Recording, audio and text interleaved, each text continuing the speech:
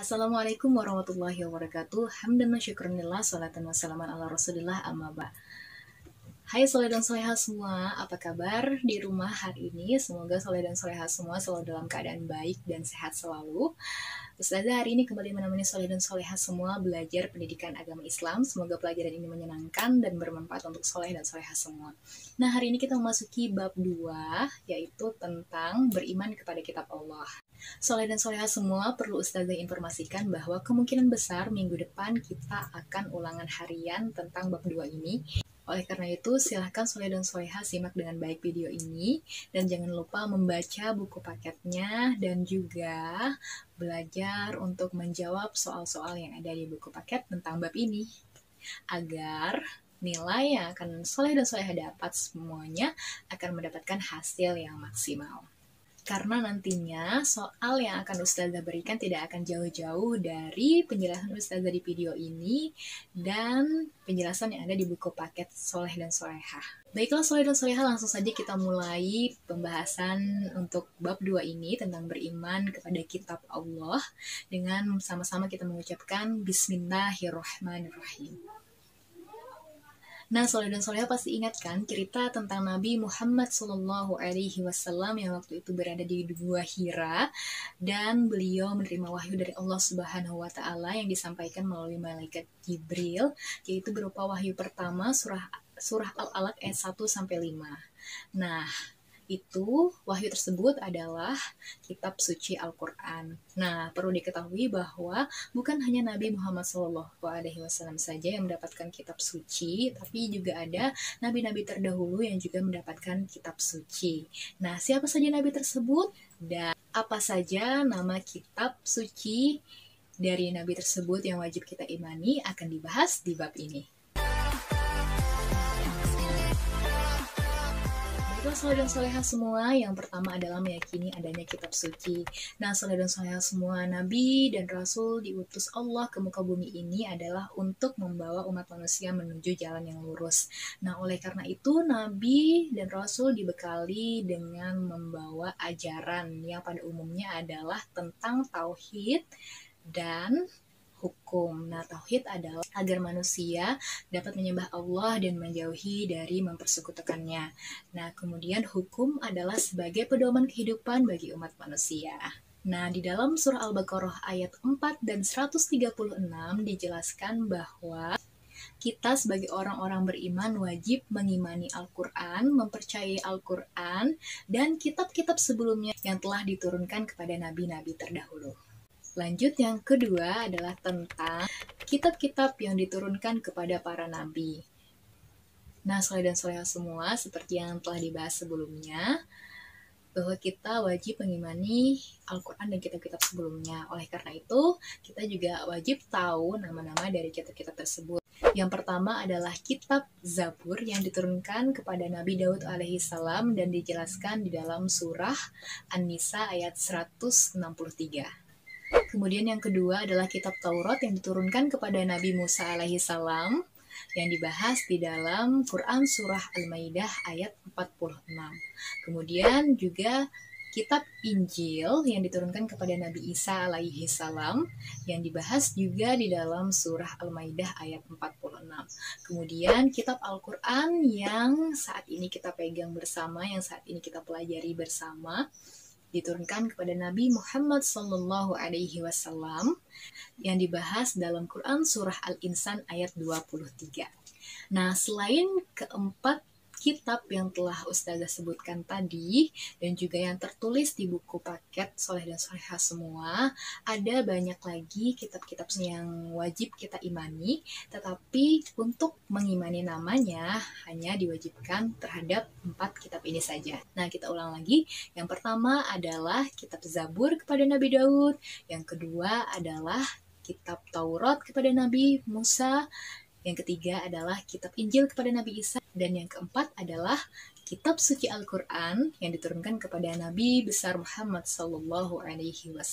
Kemudian kita akan memasuki pembahasan yang ketiga, yaitu tentang kitab suci Al-Quran. Nah, soleh dan soleh semua, kitab suci Al-Quran merupakan kalam Allah yang diturunkan kepada Nabi besar Muhammad SAW yang mengandung kemukjizatan dan diturunkan secara mutawatir, dan bagi yang membacanya merupakan sebuah amal ibadah. Oke, penjelasan ini akan Ustazah rincikan satu-satu. Yang pertama adalah kalam Allah. Kalam artinya perkataan atau dapat juga dikatakan sebagai firman Allah. Maksudnya di sini adalah Al-Quran bukan perkataan dari jin, malaikat, apalagi Nabi besar Muhammad SAW. Al-Quran murni adalah firman Allah, seperti yang dijelaskan dalam surah An-Najm ayat 3-4, bahwasanya Al-Quran adalah wahyu Allah yang diturunkan melalui malaikat Jibril kepada Nabi Muhammad SAW, bukan perkataan Nabi sendiri, apalagi menuruti hawa nafsunya. Kemudian yang kedua adalah mukjizat. Mukjizat adalah suatu keluar biasaan yang diberikan Allah Subhanahu wa Ta'ala kepada seorang nabi dan rasul untuk membuktikan kenabiannya dan juga ajaran yang dibawanya benar-benar berasal dari Allah Subhanahu wa Ta'ala. Dan mukjizat terbesar dari Nabi Muhammad SAW adalah kitab suci Al-Quran. Kemudian yang ketiga adalah diturunkan kepada Nabi besar Muhammad SAW. Artinya adalah Al-Quran merupakan wahyu Allah kepada Nabi besar Muhammad SAW, seperti halnya dengan nabi-nabi terdahulu. Kitab Zabur kepada Nabi Daud, kitab Taurat kepada Nabi Musa, dan kitab Injil kepada Nabi Isa. Kemudian yang keempat adalah mutawatir. Nah, maksud mutawatir di sini adalah Al-Quran diriwayatkan oleh banyak orang, sehingga dengan banyaknya orang tersebut tidaklah mungkin terjadi kesepakatan dalam hal berbohong. Nah, oleh karena itu Al-Quran tetap terjaga kesuciannya, Al-Quran tetap terjaga keasliannya sampai ke tangan kita saat ini dalam bentuk mushaf, itu masih berupa kalam Allah yang diturunkan kepada Nabi besar Muhammad SAW tanpa diubah, tanpa dikurangi maupun dilebih-lebihkan. Kemudian yang kelima adalah membacanya merupakan ibadah. Membaca Al-Quran merupakan amal ibadah. Mengapa? Karena mendekatkan diri kepada Allah Subhanahu wa Ta'ala. Dan juga satu huruf Al-Quran bernilai satu kebaikan, yang mana satu kebaikan tersebut dilipat gandakan menjadi 10 kebaikan. Nabi Muhammad SAW mengatakan bahwa membaca Al-Quran merupakan sebuah kebaikan, satu hurufnya bernilai satu kebaikan yang dikalikan, yang dilipat gandakan menjadi 10 kebaikan. Nabi di sini bukan menyebutkan bahwa alif lam mim sebagai satu huruf, tapi alif satu huruf, lam satu huruf, dan mim satu huruf. Jadi membaca alif lam mim kita dapat 30 kebaikan. Nah, dengan begitu, kalau kita membaca lebih banyak ayat lagi, maka lebih banyak kebaikan yang akan kita dapatkan. Yang keempat, kita akan membahas tentang percaya diri sebagai seorang muslim. Sebagai seorang muslim yang beriman dengan Al-Quran, maka kita akan percaya diri karena yang pertama adalah tidak akan tersesat. Nah, dalam hadis Nabi dijelaskan bahwa Nabi Muhammad SAW meninggalkan 2 perkara, yaitu tentang kalam Allah berupa Al-Quran dan sunnah Rasul berupa hadis. Dan siapa yang berpegang teguh kepada keduanya, insya Allah hidupnya akan selamat dan tidak akan tersesat di dunia dan di akhirat. Kemudian yang kedua adalah jalan hidupnya terang menderang. Nah, soleh dan soleha, Al-Quran itu bagaikan cahaya yang menerangi di kala gelap gulita. Nah, bayangkan saja ketika ada cahaya di saat gelap gulita, pasti kita akan merasakan bahagia. Nah, begitu juga dengan Al-Quran. Al-Quran sangat pantas sekali menjadi petunjuk hidup kita, karena dengan kita berpedoman dengan Al-Quran, maka kita akan selamat dan akan selalu bahagia. Jalan hidup kita akan aman, tentram, dan sentosa tentunya. Oke, soleh dan soleha semua, sekarang waktunya mengerjakan tugas. Tugas ini gampang sekali, yaitu cuma menyebutkan ayat favorit soleh dan soleha di dalam Al-Quran. Kemudian soleh dan soleha berikan alasan mengapa menyukai atau memfavoritkan ayat tersebut. Nah, saya beri contoh ya. Assalamualaikum soleh dan soleha semua. Nama Ustazah Rida.